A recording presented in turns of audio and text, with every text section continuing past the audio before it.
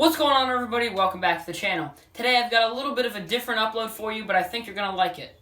If you don't know the story of the American chestnut, in 1904 a blight bark fungus was introduced to the chestnut trees in America, and for the next 30 years after that, almost all of the American chestnut trees were killed off. The American chestnut was a very, very heavily relied on tree.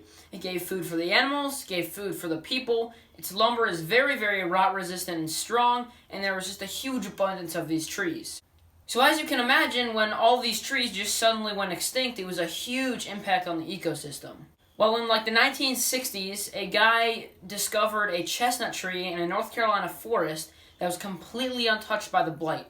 Every other tree around it was killed by the blight, but this one tree was in pristine condition. They were able to take the DNA from that tree and somehow genetically modify some seeds, and now we have a blight-resistant chestnut called the Dunstan chestnut.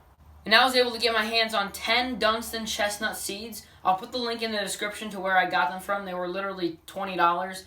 So we're going to plant them today, and hopefully in 30 years we'll have a really, really nice chestnut tree.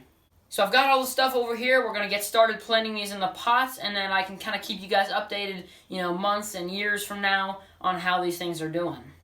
So at Home Depot yesterday, I picked up a bag of this Miracle Grow potting mix. We're going to start the chestnut seeds in the little biodegradable pots, and then we'll transfer them to the ground when they get big enough. And speaking of these little biodegradable pots, I got 4 of these at Home Depot yesterday. They're fairly small, but I think they'll be fine for the chestnut since we can pretty much just stick this whole thing right in the ground when the chestnuts get big enough. And finally, we have the actual chestnut seeds. I have 10 of them here, and so let me bring you in closer and I'll show you what they look like.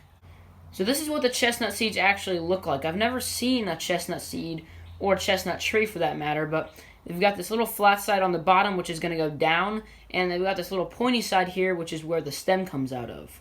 Alright, so I'm just going to start by filling up our pot here with a good amount of soil, making sure to pack it in.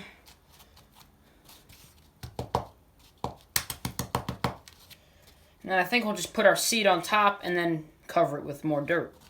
Alright, so like I mentioned, we want to put the chestnut seed down on its flat side, so that way the stem will grow up toward the sky. I'm just going to kind of seed it in there, and then we're going to cover this with dirt about 3/4 of an inch above the top of the seed.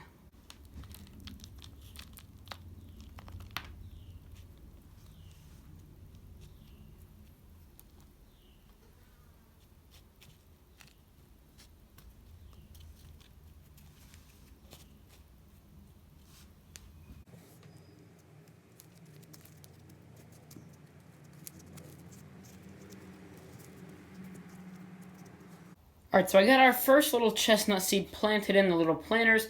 Now I'm just going to plant 4 more, so I have a total of 5.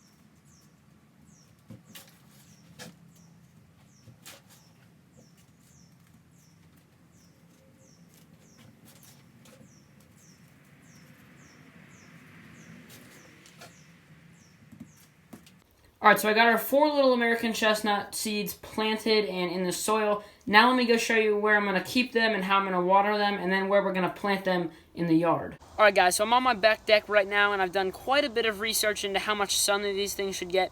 And several different sources say that the chestnut seeds should get a good amount of sun every single day, 5 to 6 hours. So this particular spot on my back deck gets a lot of sun, so we're going to be keeping them here until they're big enough to put in the yard.